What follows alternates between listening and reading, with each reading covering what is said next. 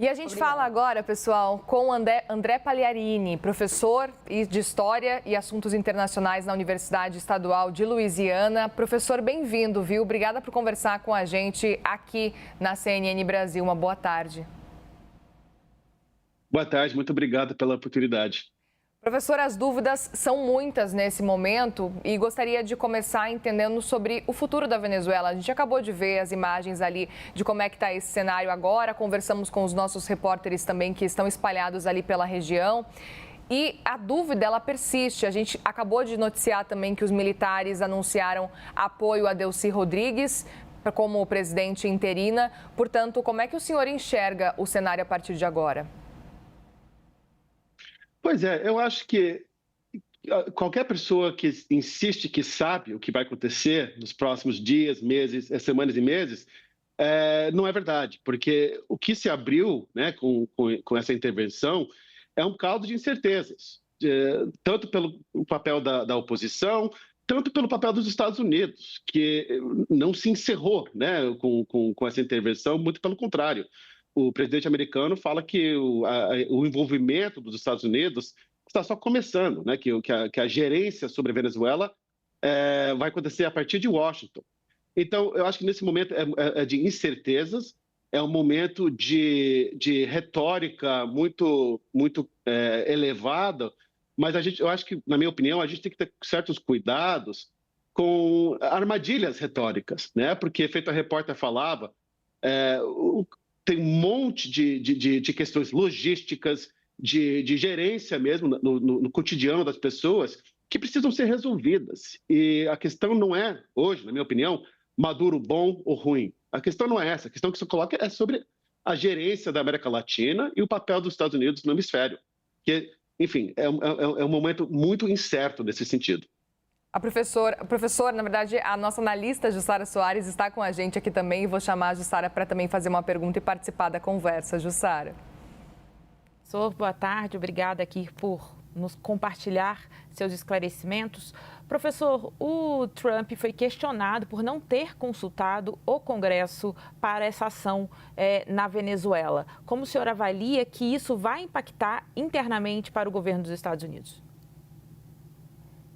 Eu acho, na minha opinião, que a arbitrariedade é inimiga da democracia a longo prazo. Então, todas as justificativas que o governo americano tem dado para essa ação, repito, independentemente ou não de se o Maduro é bom ou ruim, não se sustentam. Eu acho que o Trump, como presidente, ele tem muito pouco apreço pelas normas, como as coisas acontecem e como elas devem acontecer. Essa intervenção seguiu basicamente nenhum dos ritos que esperaria para uma ação dessa escala nos Estados Unidos. Eu acho que o público dos Estados Unidos, se eu fosse fazer uma previsão, eu acho que muito rapidamente a atenção vai sair da Venezuela. Né? Esse é um fato agora que está nas notícias aqui, todo mundo está falando muito sobre isso, com razão, mas eu acho que a atenção tende a mudar de foco. Isso deixa a Venezuela, não sei se isso será bom ou ruim para a Venezuela. Caberá aos países da América Latina, aí sim, da América do Sul especialmente, tentar encontrar uma maneira de conviver com essa nova situação. Mas do lado dos Estados Unidos, eu acho que tem uma certa falta de atenção, né, pelas justamente as incertezas que agora se colocam, que eu não sei se as devidas cautelas foram tomadas. Dessa operação, do day after, né?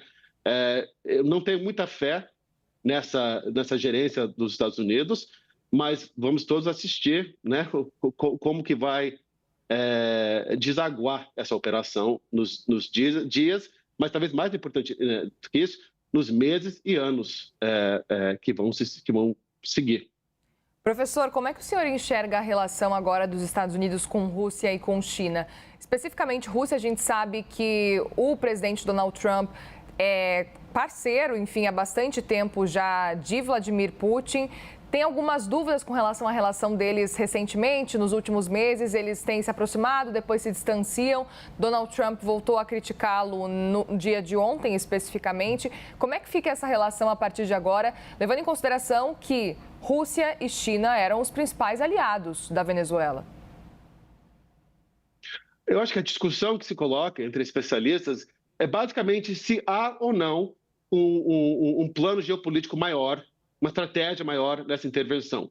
Há aqueles, eu acho que eu me coloco nesse grupo, que não enxerga necessariamente nessa intervenção, né, uma estratégia mais ampla geopolítica mundial, que envolveria necessariamente a China e a Rússia. Eu acho que o papel do Marco Rubio, como secretário de Estado, aponta para uma vontade política mais limitada, né? Talvez se estendendo ao regime cubano, mas basicamente resolvendo essa pendência do hemisfério americano.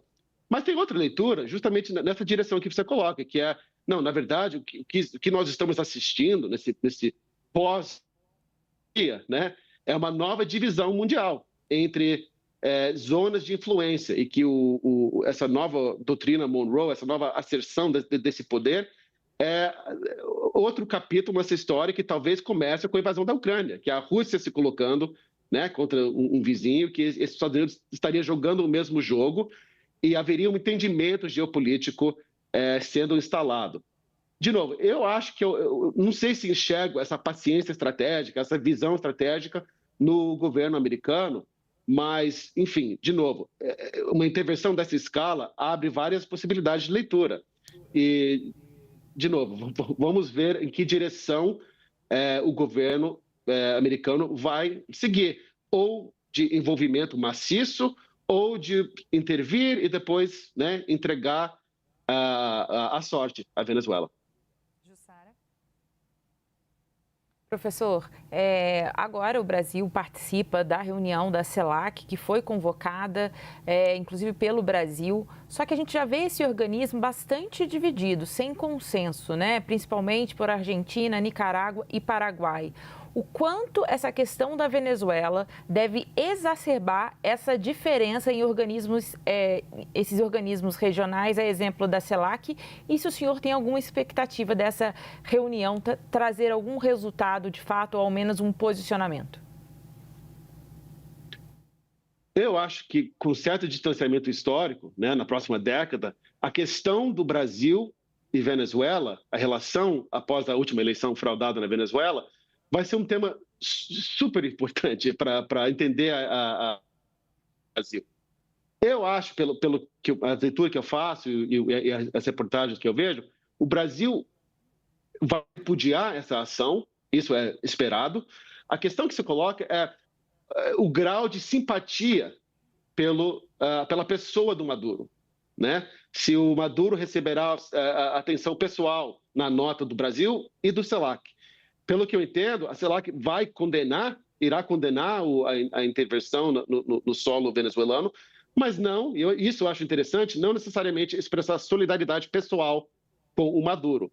E eu acho que é ano de eleição no Brasil, né, em que essa questão se coloca, inevitavelmente, eu acho que a posição brasileira do governo Lula, que antigamente, né, em governos passados, era muito solidário com a Venezuela, isso mudou. Eu acho que essa intervenção drástica, dramática, tende a ressaltar, espero que sim, tende a ressaltar, na verdade, a mudança estratégica do Brasil e da CELAC de forma mais ampla, os vários países da CELAC, com a Venezuela. Houve, sim, uma mudança de posição, mesmo antes disso, mesmo antes do Trump assumir, né? Com o governo venezuelano.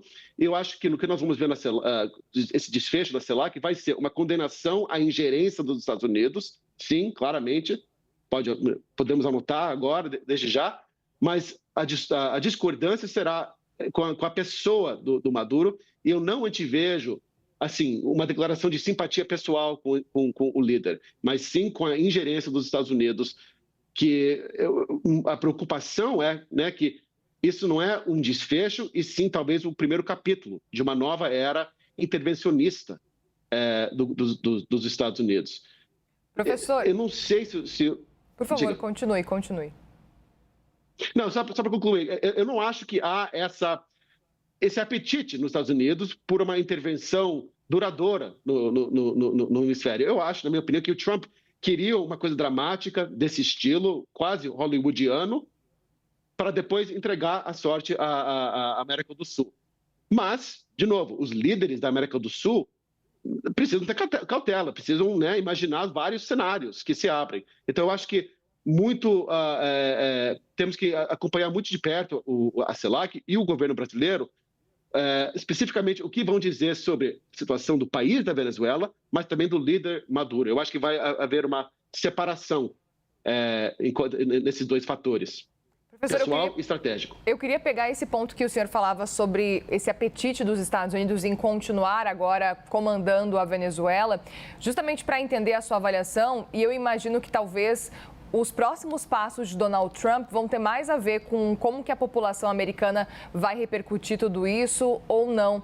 Eu gostaria de entender o quanto que isso impacta na popularidade do presidente em ano eleitoral lá. A gente sabe que não é uma eleição especificamente de presidente, mas é uma midterm election, é uma eleição de meio de mandato que ainda assim é muito importante porque Donald Trump quer manter a sua quantidade, pelo menos, ou aumentar a quantidade de parlamentares do seu lado. Como é que o senhor enxerga e quanto que isso pode impactar, no fim das contas, essas eleições?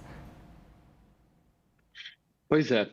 Eu não quero estender demais a comparação, mas lembro politicamente as dinâmicas um pouco da guerra ao terrorismo, né, do George W. Bush, em que os democratas, né, naquele momento e hoje na oposição, não queriam parecer fracos ao denunciar uma intervenção casuística no Iraque e agora na Venezuela. Então, nós observamos, e eu fui ver, não sei se até o presente momento alguém falou, mas, por exemplo, Gavin Newsom, acho que Pete Buttigieg, vários nomes que se colocam para a presidência, né, em 2028, falaram nada sobre a intervenção. Eu acho que tem uma certa trepidação em falar talvez a coisa errada, em criticar. Os próprios líderes democráticos no Congresso também com muita ressalva, sem saber exatamente se criticam, em que termos criticam essa intervenção. Então, eu acho que o efeito político prático dessa intervenção nos próximos dias e semanas é de, assim, confundir a oposição democrática. Alguns já saíram duramente criticando o papel, a intervenção dos Estados Unidos, justamente como nós falávamos há alguns minutos, pela falta de consulta ao poder legislativo, que, enfim, a Constituição demanda, mas outros que estão um pouco ansiosos de criticar uma operação bem-sucedida. Teve um senador, por exemplo, da Pennsylvania, John Fetterman, que a única coisa que ele falou sobre a operação foi saudar as tropas americanas. Ou seja, não falou se é bom ou ruim, se concorda ou não, mas fizeram um ótimo trabalho. Então, eu acho que o papel político em termos domésticos vai ser esse, de confundir ainda mais uma oposição democrática que anda bem confundida sobre a melhor maneira de enfrentar o Donald Trump.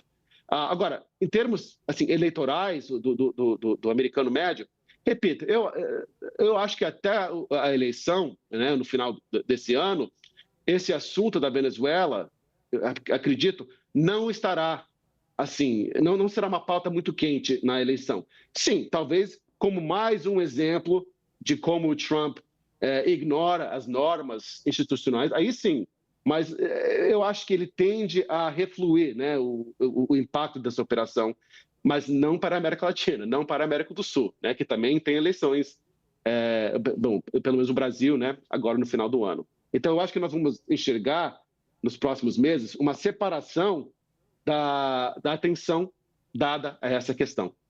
Na América do Norte e América do Sul tende a dividir.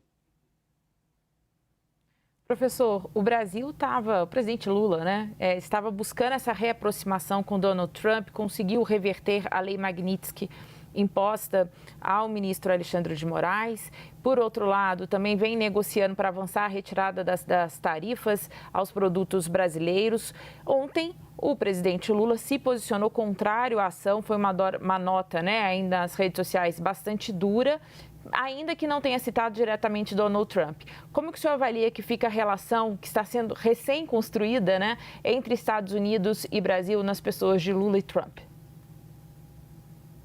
Exatamente uma questão que você coloca assim, que a distância histórica vai nos ajudar. Por exemplo, é possível que o governo americano já tinha avisado, né, o governo brasileiro que tal ação estaria acontecendo. É possível, plenamente possível, esse diálogo diplomático, até porque, né, feito nós vimos nas reportagens do Brasil, a fronteira com a Venezuela é muito importante e tal.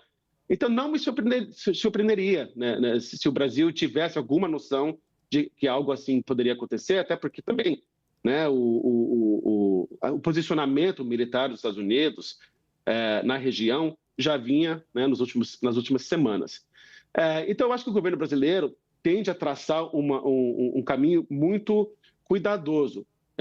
Nós falamos na questão da CELAC, por exemplo, condenando a intervenção, mas não necessariamente, né, expressando essa simpatia pelo regime de Maduro. E eu acho que, na minha opinião, esse posicionamento é sensato. Há muito tempo, o governo da Venezuela deixou de ser uma questão interessante para o governo brasileiro. Eu acho que o custo de apoiar o regime é mais alto do que manter esse distanciamento estratégico. Por isso que eu digo, eu acho que na eleição que se aproxima no Brasil, presidencial, a questão da política externa do governo Lula deve ser tratada com essa sutileza, de que, não, de fato, mudou a relação com a Venezuela depois da última eleição fraudada. Então, vai ser muito interessante ver como o presidente Lula aborda esse tema. De novo, eu acho que será condenando a intervenção, mas não necessariamente defendendo a continuação do Maduro no poder. Professor, amanhã tem reunião do Conselho de Segurança da ONU, uma reunião que foi convocada de forma extraordinária diante desse cenário. O que a gente pode esperar, o que a gente precisa analisar desse conselho, dessa reunião? Precisamos esperar algum comunicado em conjunto desse conselho? O que a gente precisa ficar de olho nesse caso, professor? Olha, há muitos analistas que falam que nós estamos numa nova Guerra Fria. E na Guerra Fria, né, o Conselho de Segurança da ONU, muitas vezes, se dividia, claro, né, na Rússia, União Soviética e os Estados Unidos. E eu acho que nós vamos ver um posicionamento bem semelhante a isso. Os Estados Unidos vão defender, né, a legalidade dessa intervenção e vários outros países não. E vai acabar por isso. Eu acho que o Conselho de Segurança da ONU, essa reunião que vai haver, o governo brasileiro vai falar, olha, justamente pela incapacidade de influir sobre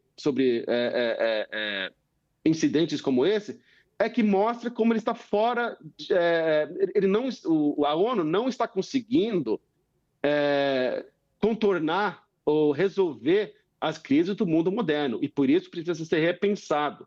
De novo, essa é uma posição duradoura do presidente Lula, tanto nesse governo quanto nas anteriores, que precisamos repensar a participação mundial nesses órgãos, porque do jeito que está, não resolve essas disputas mais quentes, por assim dizer. Eu acho que nós vamos ver isso também, uma reunião que, enfim, não tem muito o que dizer, opiniões vão divergir, e eu acho que vai ficar por aí. Eu acho que a CELAC, por exemplo, é bem mais importante. A OEA, né, a Organização dos Estados Americanos, também será uma arena de disputa retórica muito interessante. A ONU, eu acho que não tem muito papel em resolver as questões que se abriram com essa intervenção, infelizmente. Professor, o Donald Trump disse que vai governar a Venezuela interinamente e também disse que vai controlar o petróleo no país, né? Como que essas declarações, inclusive com essa sensação de que Trump estava falando um pouco de improviso ali, sem ter muita clareza da estratégia para o dia seguinte, como que isso reverberou nos Estados Unidos e na academia, já que o senhor é professor da universidade? Pois de novo, isso coloca a questão da eleição do fim de ano. Eu acho assim, a questão, feito eu falei antes, a questão não é se o Maduro é ruim ou bom, se merecia ser preso ou não. A questão que se coloca, e os democratas, alguns deles estão tentando colocar isso na pauta, é se o governo americano tem o direito de agir de forma unilateralmente como agiu agora na Venezuela. Muitos dizem que não, muitos democratas, não talvez aqueles pretendentes presidenciais, mas muitos falam, não, peraí, não é assim, porque se nós agimos dessa maneira, a China também pode, a Rússia também pode, outros países também podem. Então, eu espero que o debate vá nessa direção, porque muitos concordam, todos concordam quase, que o regime na Venezuela não era de se admirar, não era de se respeitar, mas o debate importante, relevante, que deve se colocar, existe algum limite no poder dos Estados Unidos, no hemisfério e no mundo? E se não, quais limites existem para os outros países? É apenas a força? É apenas quem tem poder, sei lá, nuclear ou militar? Se formos nessa direção, em que o direito internacional, enfim, pode ser ignorado dessa maneira, isso coloca muitos países, inclusive países de médio porte, né, que nem o Brasil, por exemplo, em termos econômicos e políticos, numa posição muito preocupante. Então, eu acho que o debate relevante que se coloca nesse momento não é se o regime era bom ou ruim, mas o que isso diz sobre esse novo arranjo mundial estratégico. E, de novo, eu acho que os órgãos que existem, a ONU, a mais relevante, não tem uma resposta boa para isso, porque ele é muito fácil de ser ignorado, né? E o Trump, então, lembramos a última fala dele na ONU, que foi totalmente, enfim, falava que não presta a ONU, que os Estados Unidos faz mais ou menos o que quiser. Então, estamos num momento, na minha opinião, muito preocupante sobre se há ou não uma lei internacional que os países precisam reconhecer. É esse debate que eu espero que essa intervenção coloca na mesa, e não apenas se foi um regime bom ou ruim, porque isso, a resposta é mais ou menos fácil. A resposta é mais difícil, que requer atenção e cuidado e estudo, é essa outra, se existem regras no mundo ou não. Professor André Pagliarini, professor de História e Estudos Internacionais na Universidade Estadual de Louisiana. Obrigada mais uma vez pela conversa aqui na CNN. Uma boa tarde. Uma honra, muito obrigado. Obrigada, professor, e obrigada, Jussara, também.